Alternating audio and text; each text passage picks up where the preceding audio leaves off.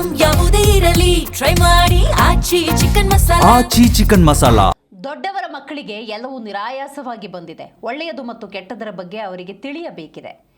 ಅವರು ದೇಶದ್ರೋಹಿ ಸಂಘಟನೆಗಳ ಬಗ್ಗೆ ಮಾತನಾಡುವುದಿಲ್ಲ.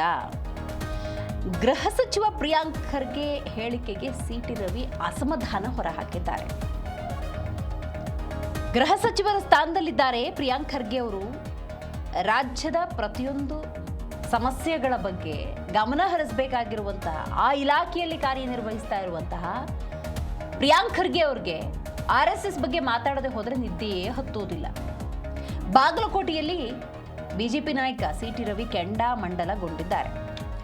ಇತ್ತೀಚೆಗೆ ಪ್ರಿಯಾಂಕ್ ಖರ್ಗೆ ಅವರು RSS ಕುರಿತಂತೆ ಹಲವಾರು ಸ್ಟೇಟ್ಮೆಂಟ್ಗಳನ್ನು ಕೊಡ್ತಾನೆ ಇದ್ದಾರೆ.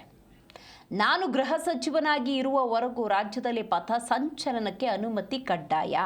ಖಡಕ್ ಸೂಚನೆಯನ್ನು ಕೊಟ್ಟಿರುವುದು ಗೃಹ ಸಚಿವರು. ಬಿಜೆಪಿಯವರು ಇದಕ್ಕೆ ಉತ್ತರವನ್ನು ಕೊಟ್ಟಿದ್ದಾರೆ. ಇದುವರೆಗೂ ಕೂಡ ಪಥ ಸಂಚಲನ ಆದ ಸಂದರ್ಭದಲ್ಲಿ ಅನುಮತಿಯನ್ನು ತೆಗೆದುಕೊಂಡೇ ಪಥ ಸಂಚಲನವನ್ನ ಮಾಡೋದು. ಆದರೆ ಈ ಗೃಹ ಸಚಿವರಿಗೆ RSS ಬಿಟ್ಟು ಬೇರೇನು ಕಾಣ್ತಾ ಇಲ್ಲ ಅಂತ ಟೀಕೆ ಮಾಡಿದ್ದಾರೆ. ಪಾಕಿಸ್ತಾನ ಈ ಹಿಂದೆಯೂ ಪಥಸಂಚಲನ ಮಾಡಬೇಕಾದ್ರೆ ಅನುಮತಿಯನ್ನು ತಗೊಂಡೇ ಪಥಸಂಚಲನ ಮಾಡಿದೆ. ಅನುಮತಿ ಇಲ್ಲದೆ ಪಥಸಂಚಲನ ಯಾವಾಗ ಮಾಡಿದೆ? ಮತ್ತೆ ಅವರಿಗೆ ನಾನೇನು ಹೇಳೋದು, ದೊಡ್ಡವ್ರ ಮಕ್ಕಳು ಎಲ್ಲವೂ ಕೂಡ ನಿರಾಯಾಸವಾಗಿ ಬಂದಿದೆ. ಒಳ್ಳೇದು ಯಾವುದು ಕೆಟ್ಟದ್ದು ಯಾವುದು ಅನ್ನುವಂಥ ವಿವೇಚನೆ ಒಂದು ಅವ್ರಿಗೆ ಬರಬೇಕು. ದೇಶಕ್ಕೆ ಒಳ್ಳೇದು ಮಾಡೋ ಸಂಘಟನೆ ಯಾವುದು, ದೇಶಕ್ಕೆ ಹಾನಿ ಮಾಡೋ ಸಂಘಟನೆ ಯಾವುದು?